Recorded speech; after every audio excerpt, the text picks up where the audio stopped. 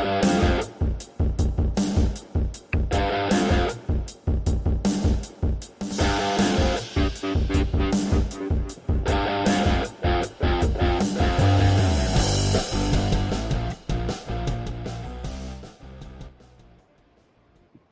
morning, hockey fans. This is Stephen Heisler with HeisHockey.com, the Victorious Hockey Company, and the absolutely crazy and eccentric, and many other words, Junior Hockey Discussion Group on Facebook.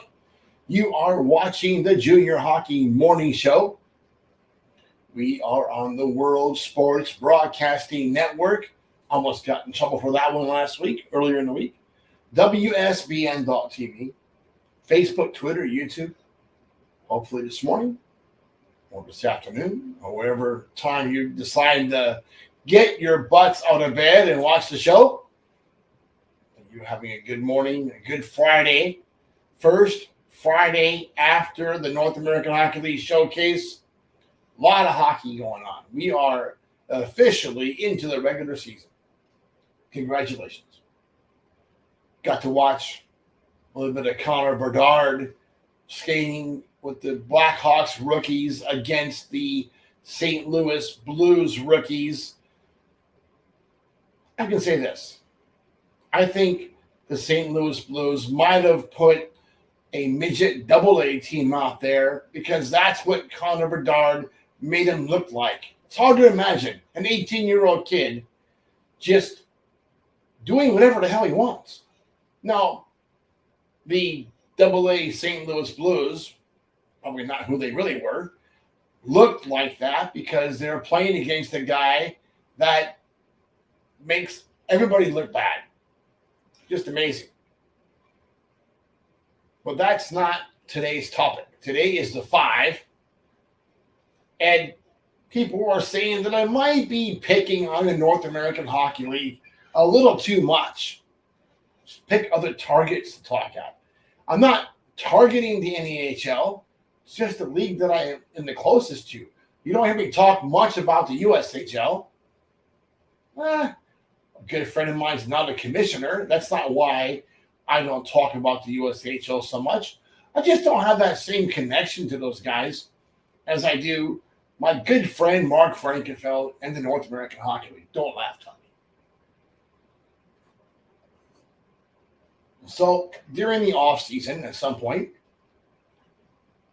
the relationship between Flow Hockey and Instat and that whole group and the NAHL went a bit sideways. Enough so where the North American Hockey League just decided, you know what, we're not paying that. Forget it. We're just going to do it ourselves. There's always going to be, some growing pains when you decide to venture out on your own. But I think in the long run, doing so will end up being a very good idea for the league and all their other leagues. The problem is this. With something new, there is always going to be growing pains, no matter what. And boy, do we experience those growing pains in the last few weeks. All right, already. We've been getting calls and notes from fans, parents, players, coaches, and even team owners regarding the NAHL's new statistical and video system. Put the fire extinguishers away. Nobody is burning down the house just yet or running back to Flow Hockey with their collective tails between their legs. In today's 5, we'll touch on the biggest issues folks are having with the NAHL's new setup. This could be fun. Number 1, most important thing that coaches are saying, can't snag players from the BCHL because you need to buy Instat to do that, and Instat is now even more expensive than before. I'll be outside the budget. Here's the situation there. How can you afford not to buy Instat when 1 or 2 players from the BCHL, especially ones that are already committed, might be the difference between making the playoffs or not? 2 impact players easily pays for the Instat every year. Just saying. It's going to be a plus in the gate. It's going to be a plus in a morale for your team, overall, you're going to do better. And when you do better on the ice, you do better off the ice. That's all there is to it. That's a low investment to make in return for success. Number 2, college recruiting activity is way down. Yeah, I get that because the statistics, and they are a mess. Really difficult right now to figure out what's going on there. Some stuff is current, things are late. I think yesterday was Thursday, and things were looking like they were back in order. Some things were a little off, but they're making progress.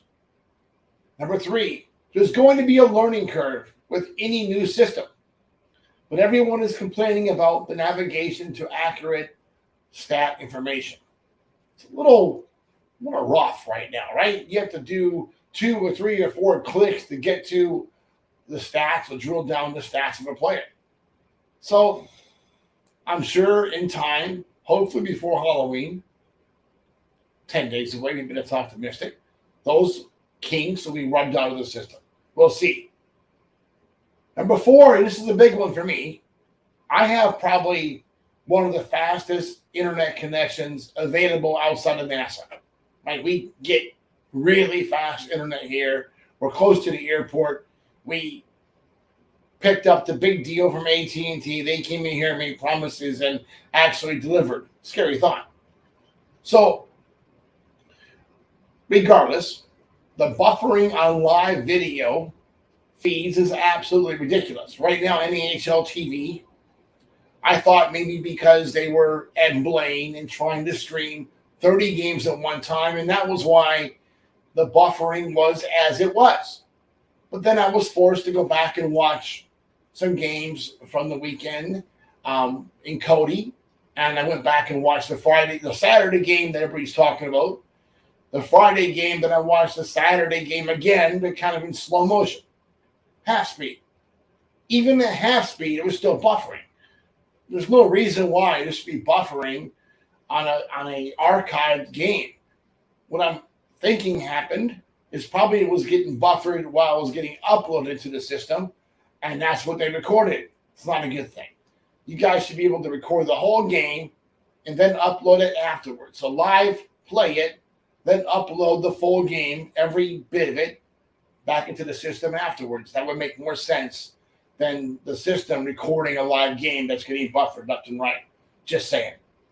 Maybe it was a bandwidth issue on their part, but that problem goes away when you upload the whole file after the fact.